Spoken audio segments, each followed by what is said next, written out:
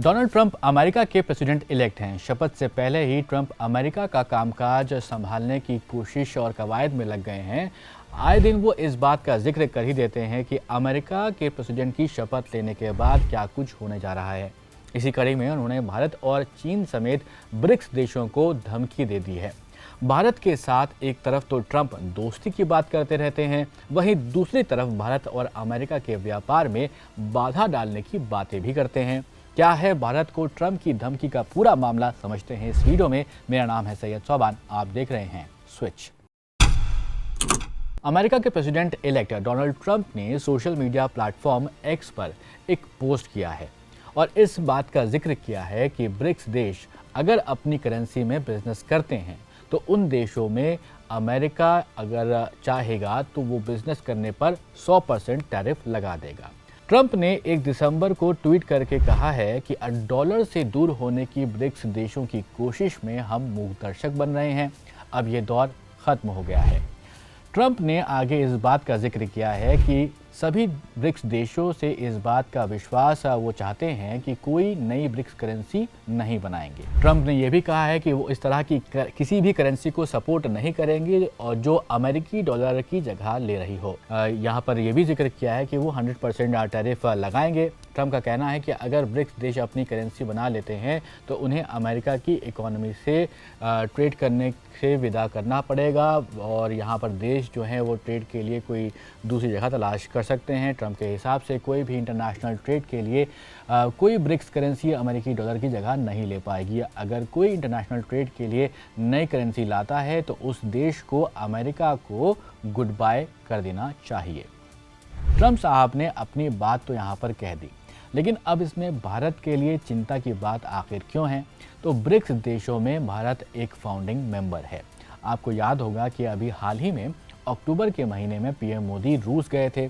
रूस के कजान शहर में ब्रिक्स की लेटेस्ट बैठक हुई थी और इसी बैठक में ये बात सामने निकल कर आई थी कि ब्रिक्स नेशन जल्द ही इंटरनेशनल ट्रेड के लिए अपनी एक अलग करेंसी बना सकते हैं। हालांकि इस साल जब रूस के पास ब्रिक्स सम्मेलन की अध्यक्षता थी तब इस करेंसी पर कोई भी विचार नहीं हुए, इस पर कोई बड़ा फैसला नहीं लिया गया। साल 2022 में एक नई करेंसी लाने की कवायद रूस की तरफ से ही शुरू की गई थी। तब ब्राज़ील के राष्ट्रपति लुला डी सिल्वा ने भी इसका समर्थन किया था और इस साल 2024 में नई करेंसी पर कोई फैसला तो नहीं हुआ, लेकिन ब्रिक्स देशों के बीच ट्रेड के लिए नए पेमेंट सिस्टम को अपनाने पर बात जरूर हुई है। इसमें पेमेंट के लिए स्विफ्ट सिस्टम का इस्तेमाल करने की बात कही गई है। जो ब्रिक्स देश हैं वो ये करेंगे जिससे कि यूएस डॉलर के ऊपर जो डिपेंडेंसी है इन देशों की वो कम हो सके। और ब्रिक्स में भी डेवलपिंग नेशंस हैं। ब्रिक्स देश ये चाहते हैं कि उनकी जो भी करेंसी है उसका ज़्यादा से ज़्यादा इस्तेमाल हो, जिससे अमेरिकी डॉलर के मुकाबले उनकी करेंसी में जो भी उतार चढ़ाव का खतरा होता है उसे कम किया जा सके। तो रूस के जो राष्ट्रपति हैं व्लादिमीर पुतिन, उनका कहना था ये भी कि बायलैटरल ट्रेड में अगर लोकल करेंसीज का इस्तेमाल होता है तो ये ब्रिक्स देशों के लिए पॉलिटिक्स फ्री इकोनॉमिक डेवलपमेंट में काफ़ी ज़्यादा मददगार साबित हो सकता है।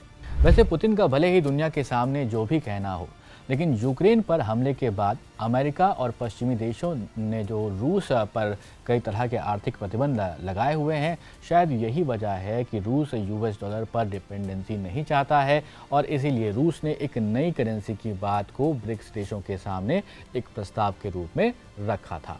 दुनिया में देखा जाए तो इंटरनेशनल ट्रेड के लिए अमेरिकी डॉलर का ही दबदबा अभी भी नज़र आता है। ब्रुकिंग्स की एक रिपोर्ट है, उसके आंकड़ों के मुताबिक फॉरेन पेमेंट्स में डॉलर की हिस्सेदारी 88% तक बताई जाती है। हालांकि यूरो के लॉन्च होने के बाद डॉलर का जो दबदबा था पूरे मार्केट में, इंटरनेशनल ट्रेड में, उसमें कमी ज़रूर देखने को मिली है, लेकिन अभी भी दबदबा यूएस डॉलर का ही है। हमने ब्रिक्स देशों का जिक्र किया है तो इसके बारे में भी आपको बता दें। ब्रिक्स डेवलपिंग इकोनॉमीज़ का एक ग्रुप है जिसमें सबसे पहले ब्राज़ील, रूस, भारत, चीन शामिल थे। 2010 में इसमें साउथ अफ्रीका शामिल होता है और इसी साल मिस्र, ईरान, यूरोपिया और संयुक्त अरब अमीरात भी शामिल हुए हैं, तो कुल 9 हो गए हैं। लेकिन कई देश इस ग्रुप में शामिल होने की चाहत रखते हैं, जिसमें कि सऊदी अरब, अजरबैजान, तुर्की समेत 30 देश शामिल हैं। आपको क्या लगता है कि अमेरिका सामने से तो भारत को अपना दोस्त बताता है, लेकिन जहां बिजनेस और प्रॉफिट की बात आने लगती है वहां अमेरिका अपना फ़ायदा देखने लगता है। क्या है आपकी राय? ज़रूर कमेंट बॉक्स में हमें बताइएगा और ऐसे ही वीडियोस के लिए आप देखते रहिए स्विच।